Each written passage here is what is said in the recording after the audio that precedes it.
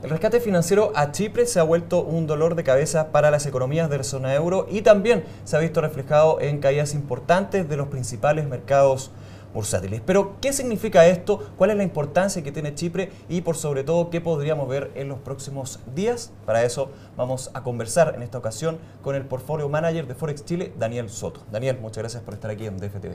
No hay problema, ¿qué tal? Buenas tardes. Bueno, a ver, vamos viendo. Chipre, una economía que para muchos era un poco desconocida, no está dentro de esta teleserie que se llama Crisis de Deuda de la Zona Euro, pero que en las últimas semanas se ha vuelto protagonista y más bien antagonista, principalmente por un rescate financiero que es bastante distinto a otros que hemos visto, como es el caso de Grecia. Partamos por lo medular. ¿Qué significa este rescate de la economía chipriota?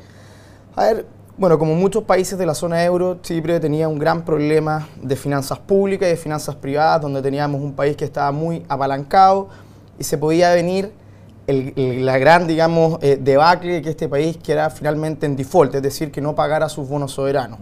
Para eso las entidades supranacionales le iban a dar en una primera etapa 17.000 millones de euros para poder financiar tanto la banca financiera como también para poder financiar las finanzas públicas.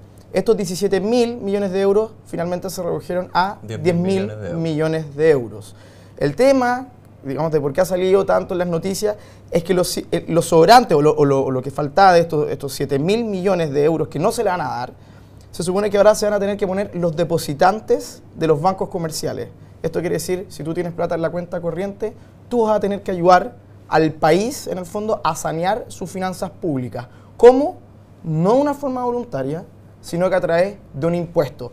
Específicamente se quiere poner un impuesto de un 9,9% a todos los depósitos, a todos los saldos que hay en cuentas mayores a 100.000 euros.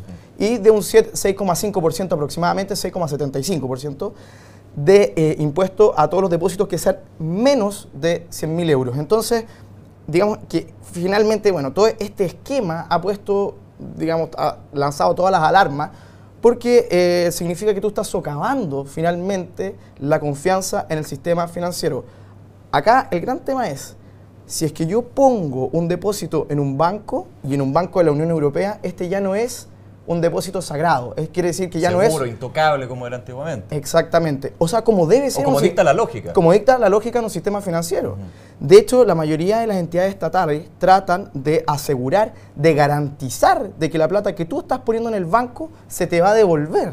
Por ejemplo, cuando uno puede escuchar infórmese sobre la garantía estatal a los depósitos. Claro. Esto, lo que te tratan de decir con esto es que hay una garantía del Estado de que te va a garantizar cierta plata que tú tienes en los depósitos bancarios.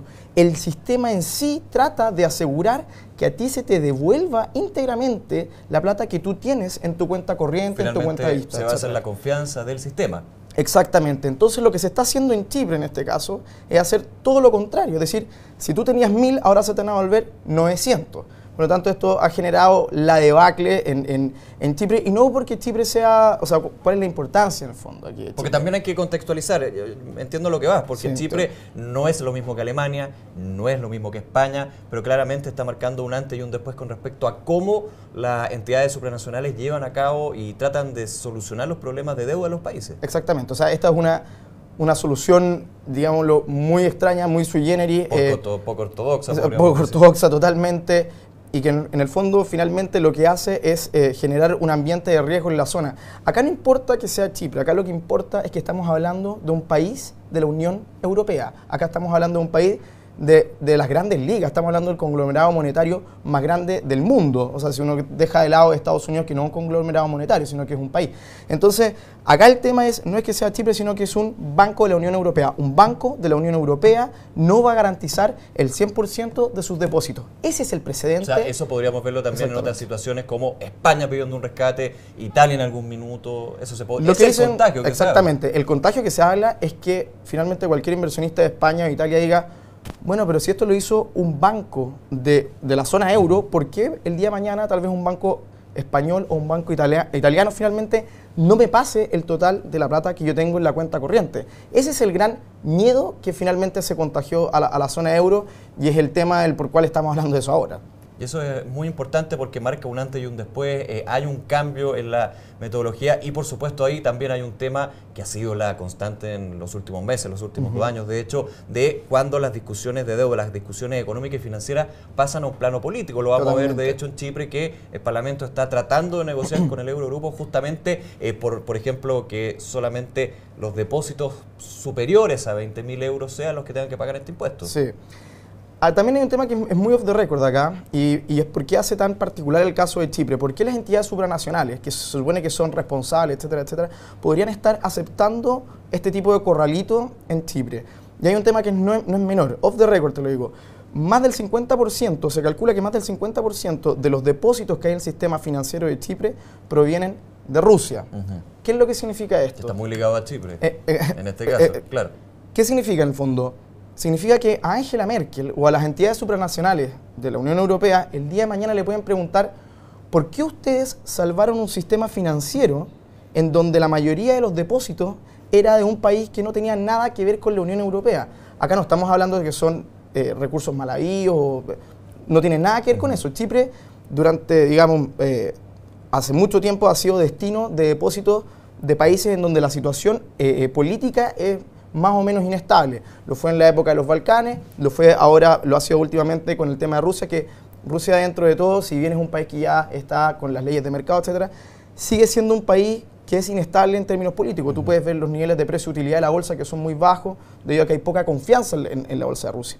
Por lo tanto, acá el gran tema que se dice, ojo, que esto es un tema particular con Chipre, porque la mayoría de sus depositantes son de Rusia. Por lo tanto, no habría una gran razón de por qué salvar un sistema financiero con plata de los impuestos finalmente de la Unión Europea, de los socios. Exactamente, a un sistema financiero que viene que finalmente los recursos, exactamente, que son recursos que no son de la comunidad. Y ese es un gran punto que complica. Exactamente. Daniel, vamos con los efectos porque hemos visto en términos de los mercados, también el mercado de los commodities, hemos visto bastante volatilidad, más bien una tendencia a la baja, justamente por las noticias y cómo se va desarrollando este tema de Chipre. ¿Qué podríamos ver en los próximos días, considerando, eso sí, que no hay nada escrito?